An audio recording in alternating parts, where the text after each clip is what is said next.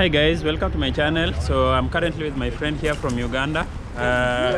This is actually along the city hallway and you can see how beautiful it is, and he's surprised that Nairobi is this beautiful.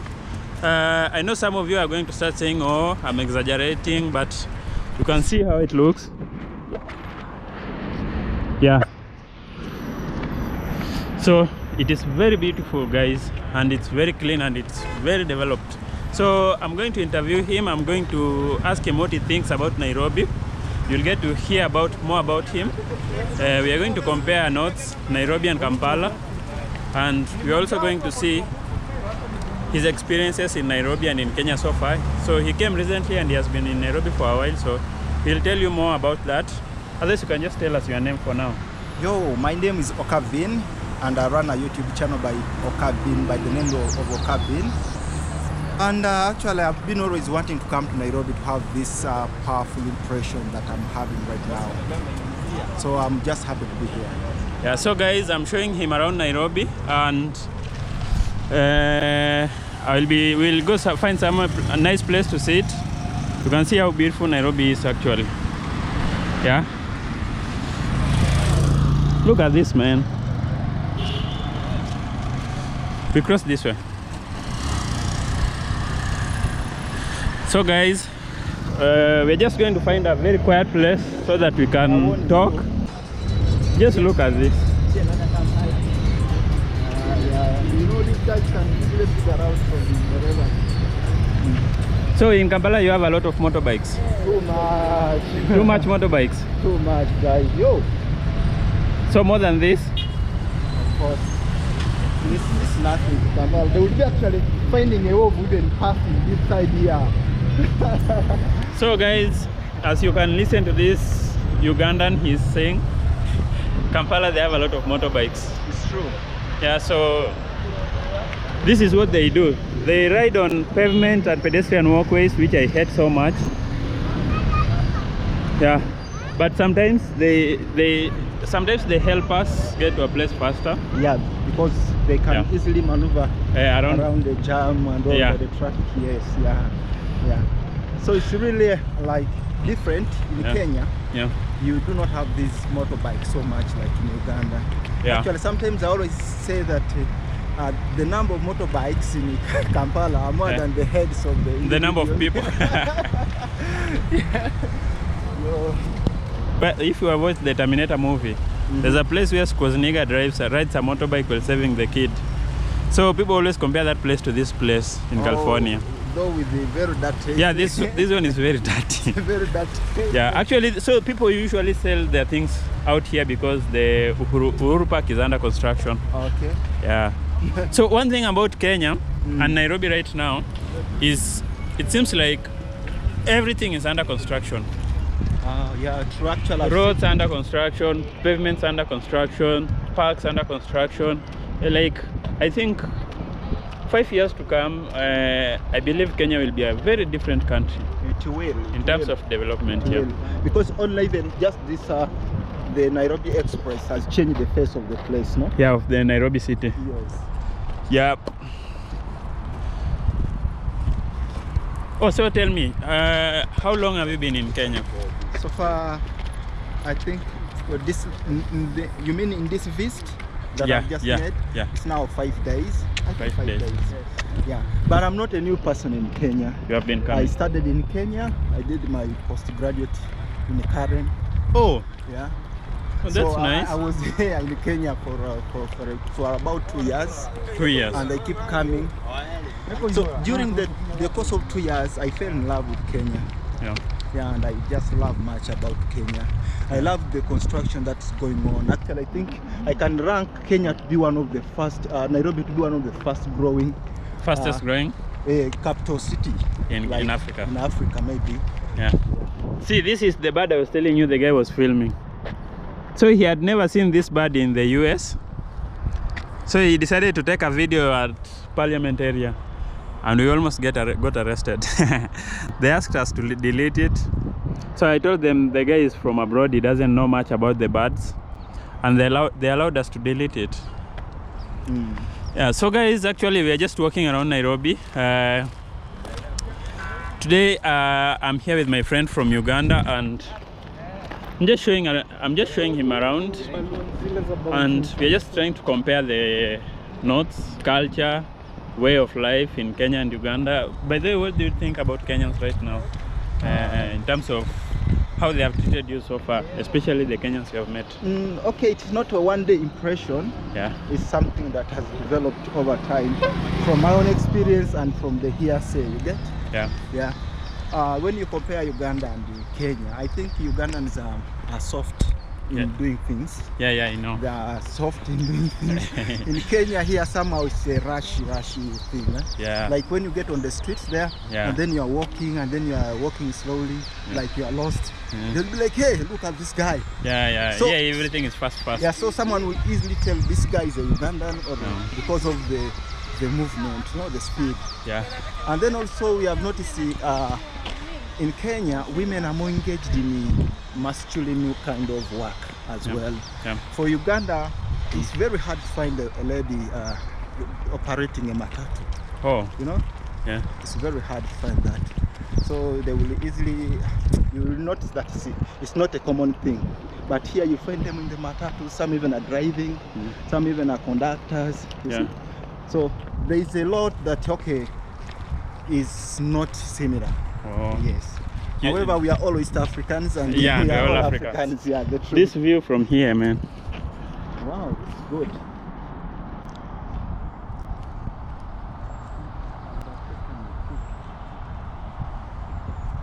So guys, we are currently at the Nairobi Green Park bus terminal.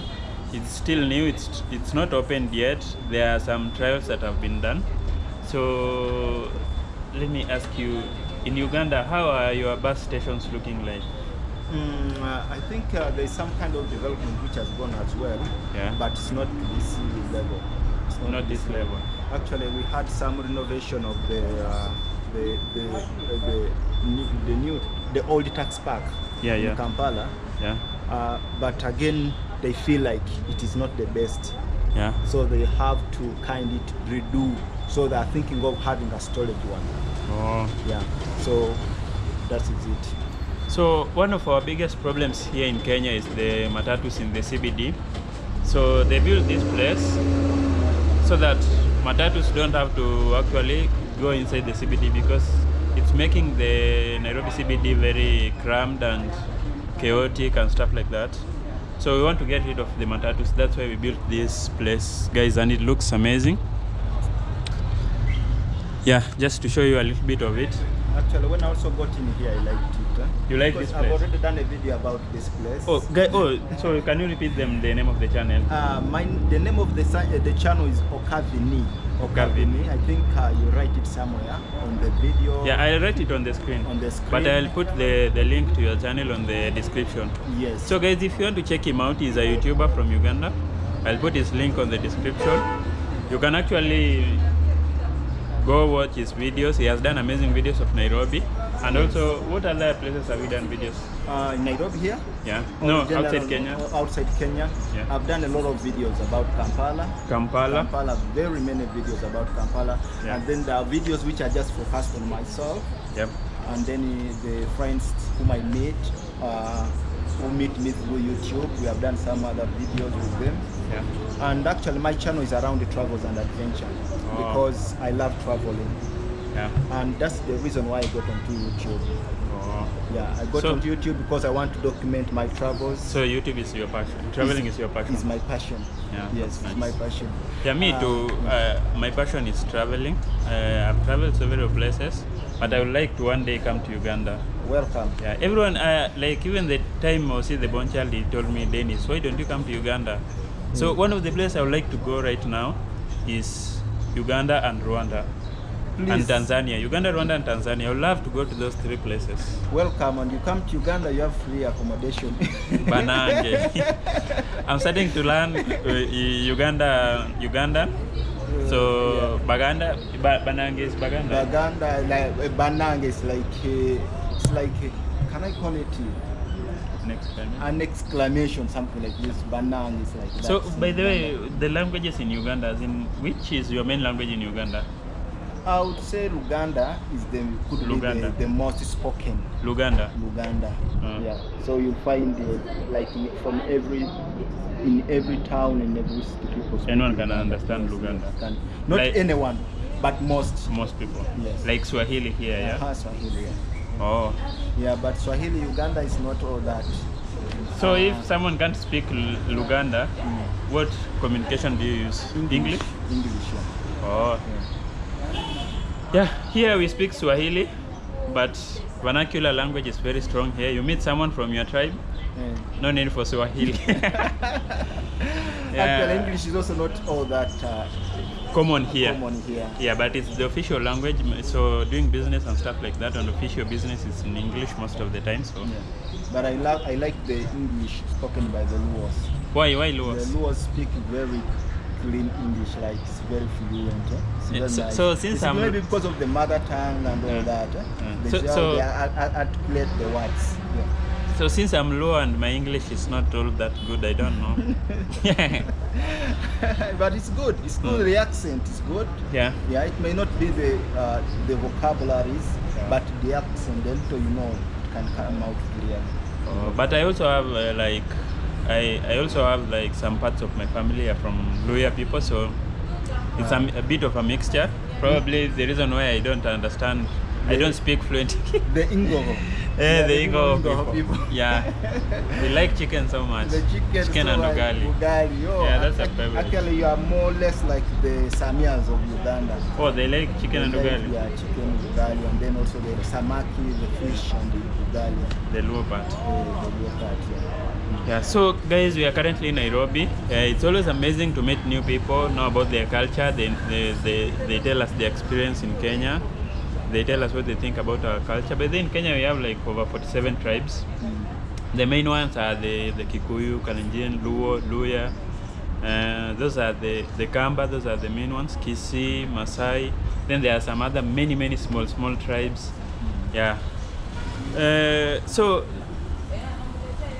the first time you came to Kenya, I'm talking about the first time you set foot in Kenya. How was it like for you? Like, from someone coming from Uganda, what did you feel like? What was your expression of Kenya? Oh, okay. That is my first time to come to Kenya was way back in 2013. 2013. That's the first time I came to Kenya. Yeah. And the first culture shock I got was around the food. Food, yeah. Yes. There's this stuff called githeri. Githeri. Nyoyo. Nyoyo in Luo. Yeah, in Luo they call it.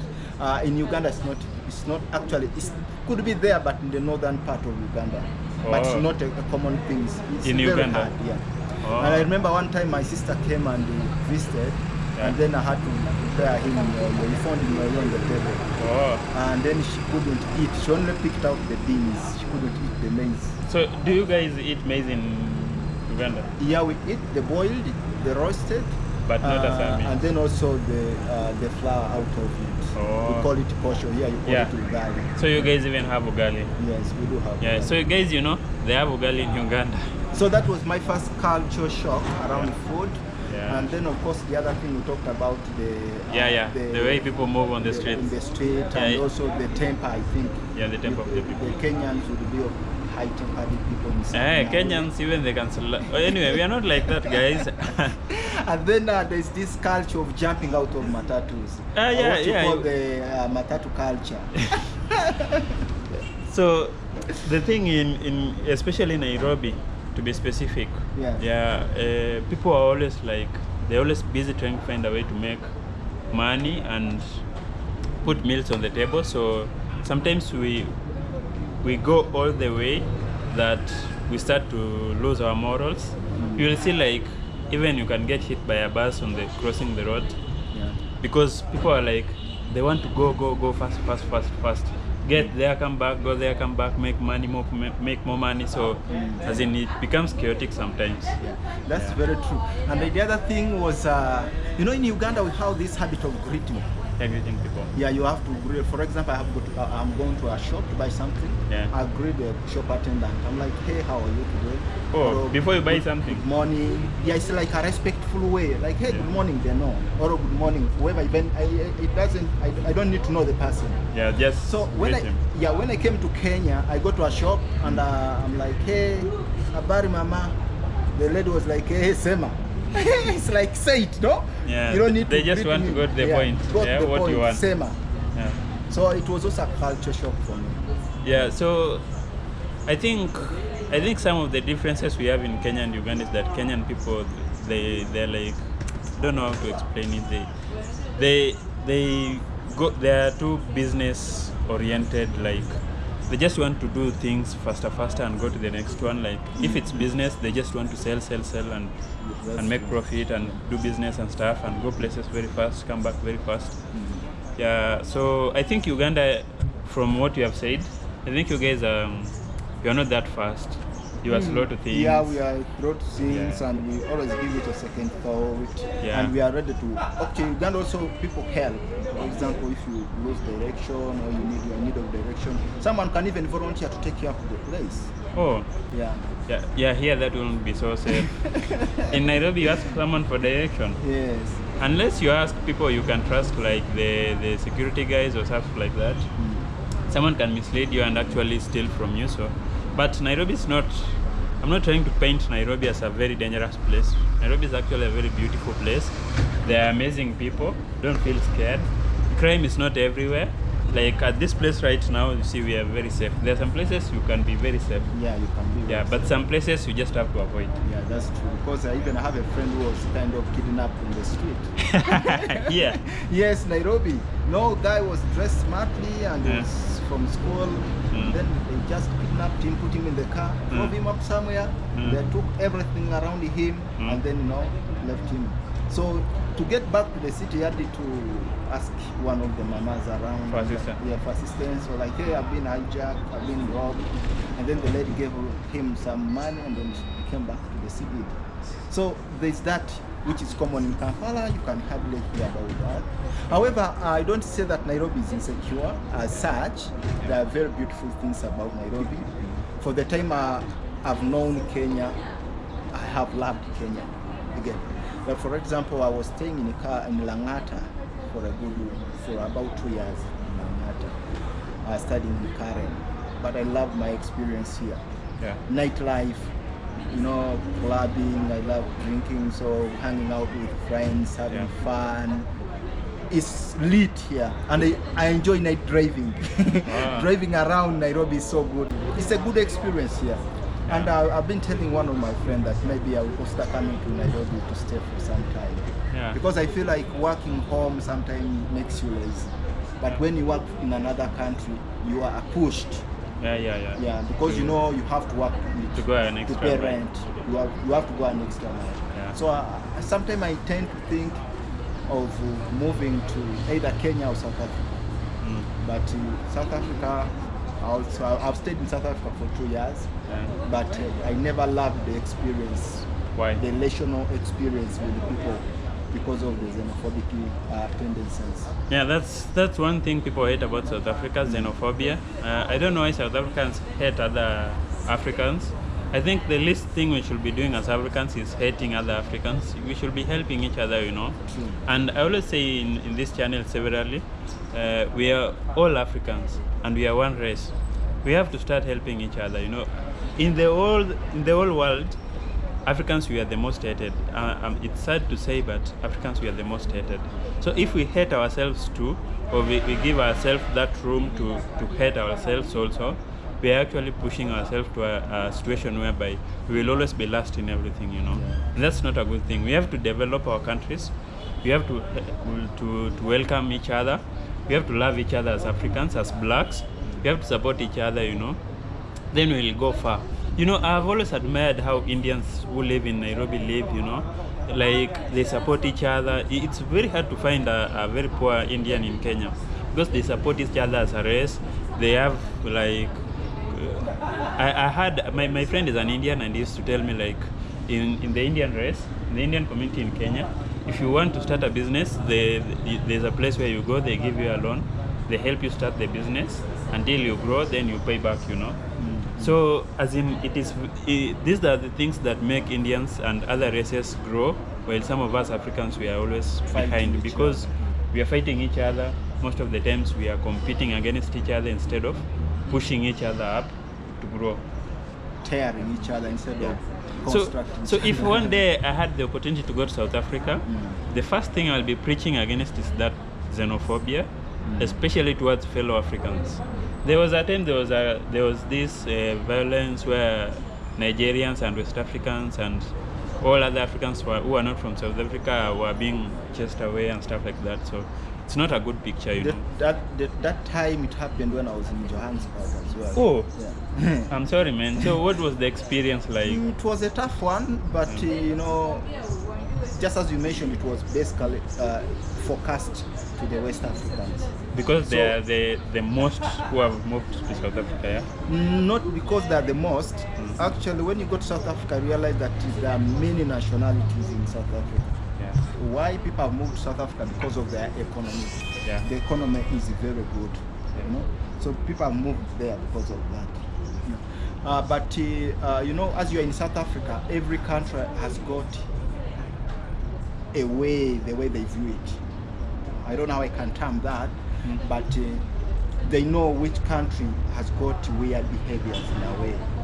They know which country are thieves, are witches. They will rank them like that. Yeah. So Nigerians, let me say West Africans, are associated with criminal mostly. Crime. With crime. Yeah, with crime. Yeah. So they will associate with them with drugs and a number of things around them. So the South African like, hey, you are spoiling our children, you are what? So that's why they're against them so much. But anyway, guys, for me, as far as someone is African, I will always welcome that person. I love all Africans, and I'm a very patriot, by the way. So Africa comes first for me. That's why I want to visit Africa. I want to go to Uganda, Rwanda, Tanzania, and to travel as much and as wide as I can in Africa. Anyway, brother, it is nice seeing you. Nice meeting you too. Yeah, it is amazing to hear your opinions about things happening around Africa. I didn't know even so many things about Uganda, and now I've known. I didn't know about so many things about South Africa, now I've even known them through you. It's been my pleasure. I'm Nms National, and thank you guys. Bye.